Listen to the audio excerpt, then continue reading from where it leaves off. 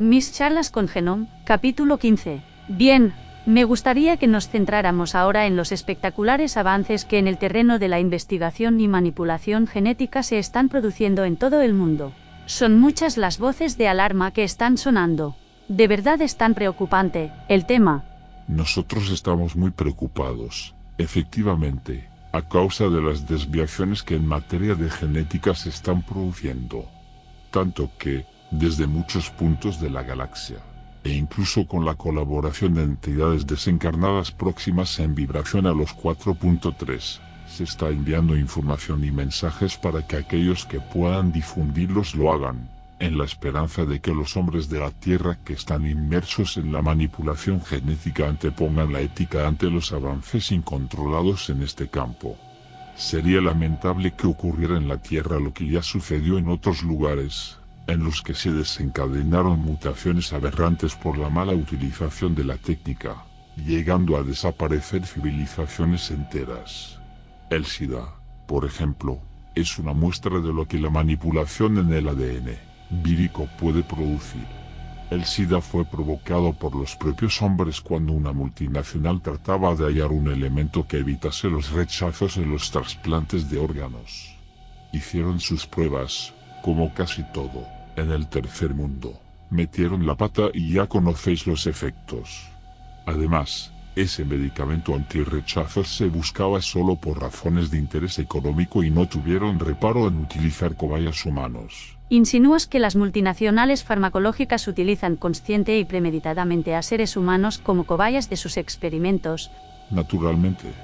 Además de los experimentos que se desarrollaron y dieron lugar al SIDA, ha habido muchos otros similares aunque, afortunadamente, sus resultados no han sido tan trágicos para la humanidad en su conjunto, aunque sí para regiones locales, como ha sucedido con fármacos para el control de la natalidad o para reducir peso, que resultaron cancerígenos, lo que supieron, obviamente, gracias a su uso en cobayas humanos. Pero puedo asegurarte que esos científicos no darán la próxima vez el salto a la siguiente generación. ¿Estáis en contra de toda investigación genética o solo de su utilización incorrecta? No estamos en contra ni de la investigación ni de la manipulación genética, sino de su mal uso. Por ejemplo, es correcto investigar para intentar resolver las taras físicas. Lo que ha ocurrido recientemente en la humanidad, y nuestros queridos oyentes ya me entienden, también ha sido por culpa de la mano del hombre. ¿Tú qué crees? Solo tenéis que ser conscientes de la censura impuesta, además estoy seguro que tus oyentes ya lo saben. ¿Y dónde estaría el límite? Es muy difícil resumirlo en algo concreto porque hay miles de matices. Sin embargo, podría decirse que todo aquello que condicione mentalmente al ser humano, por ejemplo, es ilícito. Muchos gobiernos ya lo intentan hoy de otra forma, con publicidad, películas, discursos, libros, prensa, radio, televisión, etc. Pero el día en que puedan hacer lo mismo mediante manipulación genética, ten por seguro que lo intentarán. Bien, por tus palabras, está claro que la muerte no existe más que como un tránsito a otro plano. Pero una vez abandonado el cuerpo físico, ¿cómo se ve el más allá? ¿Cómo eso se vive el otro lado? Cuando uno se incorpora al mundo de los desencarnados, después de pasar un periodo más o menos largo de turbación, accede a un mundo similar al que ha dejado. Es decir, su mente no puede admitir una configuración muy distinta a la que tenía encarnado, por tanto, hay gente, casas, calles, etc. Luego, a medida que el espíritu va siendo más consciente, el mundo que se encuentra es más evolucionado. En suma, hay una gran variedad de situaciones ambientales, adecuadas a cada estado de conciencia. Por ejemplo, las personas poco evolucionadas, las que han vivido bajo el miedo y la superstición, se encontrarán en un mundo plagado de seres, digamos horrorosos, dado que es lo que esperan, o, lo que es lo mismo, lo que su mente poco evolucionada es capaz de generar, con lo que cada cual encontrará su propia visión, entre comillas, del infierno. La tradición católica, en cualquier caso, habla de otros lugares además del infierno, el cielo, el purgatorio e, incluso, el limbo. ¿Tiene sentido esa división? En cierta forma, si hablamos de lo que uno se encuentra, el cielo, en ese caso, correspondería a un estado evolutivo superior, donde el mundo se presenta con una amplia gama de posibilidades de conocimiento.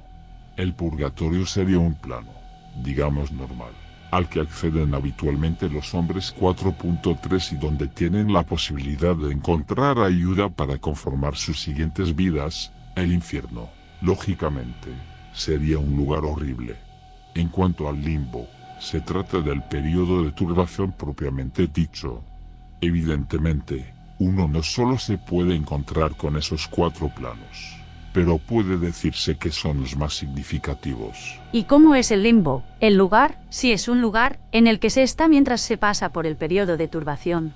Es un plano cercano al mundo de los vivos que se ve constantemente interrumpido por escenas donde no existen referencias. Estas interferencias suelen presentarse en forma de niebla espesa y oscuridad total que incita a salir de ellas. ¿Y qué hay de cierto en todas esas narraciones de experiencias en el umbral de la muerte que describen la visión de una especie de túnel, al final del cual se vislumbra una luz resplandeciente y donde los familiares acuden a recibir al fallecido? Efectivamente, cuando uno muere pasa inmediatamente por una especie de túnel al final del cual hay luz. Luego, cuando uno llega a ella, esa energía provoca que se dispare el mecanismo de revisión acelerada de la última vida, que corresponde al trasvase de información al archivo acásico personal.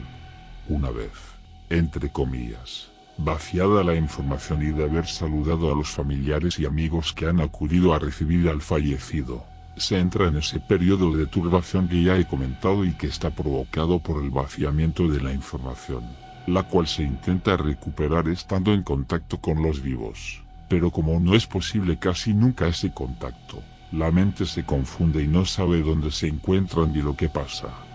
Digamos que lo del túnel y la luz es efímero, como la puerta de entrada al cine, en que ves la luz y ves más o menos gente, pero te tropiezas con la butaca y el acomodador y pisas a los otros.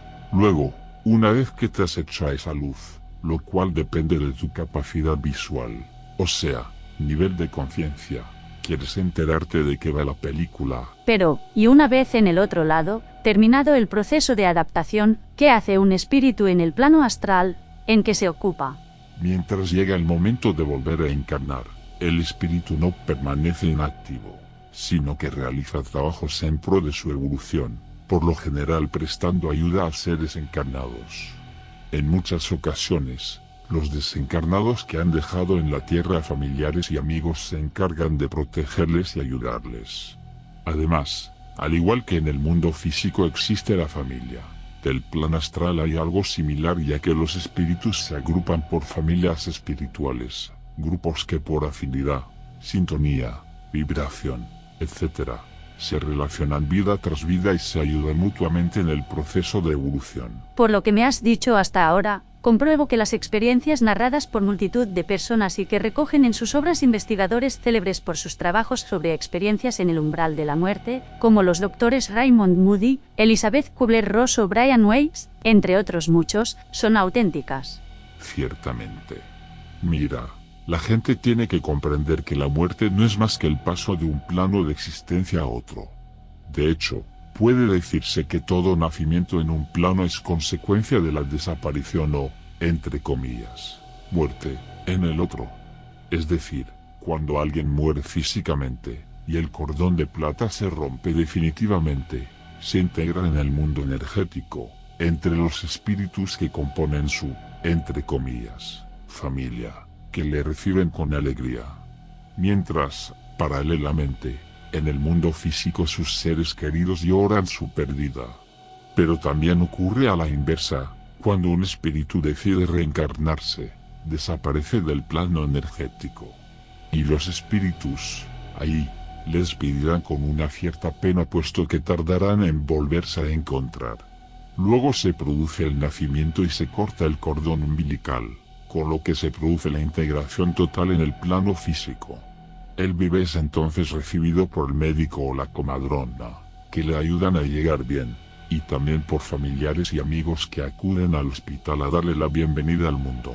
E igualmente atraviesa por un periodo de turbación, en el que pasa la mayor parte del tiempo dormido, haciendo frecuentes viajes al otro plano hasta que, paulatinamente, se va adaptando. Observa, pues, las similitudes. Cada nacimiento en un plano supone, simultáneamente, la muerte en el otro. Cada uno se integra en el otro plano tras cortar el cordón correspondiente, para nacer al astral, y morir en el físico, cortando el cordón de plata, para nacer al físico, y morir en el astral, cortando el cordón umbilical. Ambos tránsitos se acogen con pena por quienes permanecen en el plano que se abandona. Ambos nacimientos se producen tras un periodo de turbación. Ambos nacimientos se producen tras atravesar un túnel oscuro al fondo del cual hay una intensa luz. En ambos nacimientos alguien, por lo general el médico, en el plano físico, un guía o ser de luz en el astral, se encarga de recibir el nuevo ser. Y, tanto en uno como en otro nacimiento, los familiares y amigos reciben al recién llegado con muestras de alegría y acuden a celebrarlo. En suma, cuando el hombre de la Tierra quiera una mayor comprensión de las leyes que rigen el universo, se dará cuenta de que la muerte es una necesidad para poder seguir avanzando con nuevas energías, que las propias células de su cuerpo mueren cíclicamente por millones cada minuto del día, hasta el punto de que a los 7 años no queda prácticamente ninguna de las que tenía al nacer, y que eso ocurre de forma natural cada pocos años, a excepción de las neuronas, que son las únicas que no se regeneran. La vida es regeneración constante. ¿Y cómo se explica la comunicación entre planos, entre vivos y desencarnados? Recuerdo cómo, en cierta ocasión, el grupo contactado me contó que un día, al intentar el contacto contigo, interfirió el canal el supuesto espíritu de un desencarnado y que éste les preguntó qué les había parecido el partido de baloncesto que había tenido lugar hacía poco entre España y China. ¿Es eso posible o fue un mentalismo del grupo? Existe una banda o tierra de nadie entre los vivos y los no vivos, que eventualmente se traspasa y que es, precisamente, el limbo. Es decir, los desencarnados que aún se creen vivos están ahí, y, a veces incordian, aunque sí incordian demasiado, aparece la niebla o la oscuridad. ¿Quieres decir que solo se comunican con este plano los que están en el limbo? Solo ellos, y, eventualmente, espíritus evolucionados si tienen que ayudar en algún tema o transmitir algún conocimiento. Las comunicaciones que se dan en los experimentos de transmutación que llevaron a cabo investigadores como Ernst Senkowski o Sinesio Darnell, ¿de qué plano proceden estos? Suelen ser fundamentalmente límbicos, si bien no es descartable alguna manifestación de espíritus evolucionados, aunque estos prefieren utilizar la telepatía o la mediumnidad, que no es otra cosa que sintonización a nivel mental y astral, nunca incorporación o posesión. Y las conversaciones con otros planos que algunos investigadores realizaron en su momento a través de aparatos de televisión, ¿son auténticas? Pueden serlo, sí. ¿Y cómo se explica el fenómeno del psicomanteum con el que experimenta Raymond Moody en su casa de Chocoloco para comunicar con familiares o amigos fallecidos? ¿Es una vivencia mental o acuden realmente los seres fallecidos? Es una captación mental, exclusivamente. Pero, ¿comunica uno realmente con quien cree comunicar? No conozco el experimento en profundidad, pero es realmente posible, lo que no quiere decir que se haya conseguido en muchos casos. La mayoría de las veces suelen ser manifestaciones psicológicas de los que experimentan, sin que exista tal comunicación. Lo que sí es cierto es que, en estado alterado de conciencia, se puede acceder a la tierra de nadie y allí se puede uno encontrar con gente conocida, bien porque estén aún ahí, bien porque también vayan a esa tierra de nadie. ¿Hay algún impedimento ético o de otro tipo que desaconseje la comunicación con los espíritus de las personas fallecidas? No se debería hacer porque significa prolongar el tiempo de turbación. Los grupos espíritas hacen un flaco favor entonces. Si no establecen la comunicación adecuada, efectivamente, están haciendo un flaco favor a los desencarnados. ¿Existe periodo de turbación para los 4.4 y 4.5 cuando desencarnan? No suele ocurrir con frecuencia, pero, si sucede, dura un suspiro. ¿Cómo es posible, según se desprende de algunas comunicaciones espíritas, que alguien que ha muerto no se haya dado cuenta de ello? Piensa que es un sueño, porque ve que está vivo, que oye, ve, piensa y siente igual que antes, pero no le hacen caso. De ahí su turbación, su esquizofrenia, porque en realidad se produce una especie de esquizofrenia. Esta charla no termina aquí, seguiremos subiendo nuevos capítulos con regularidad. Muchas gracias. Esperamos que os haya gustado este vídeo. Si es así, por favor, compartidlo, nos ayudáis mucho.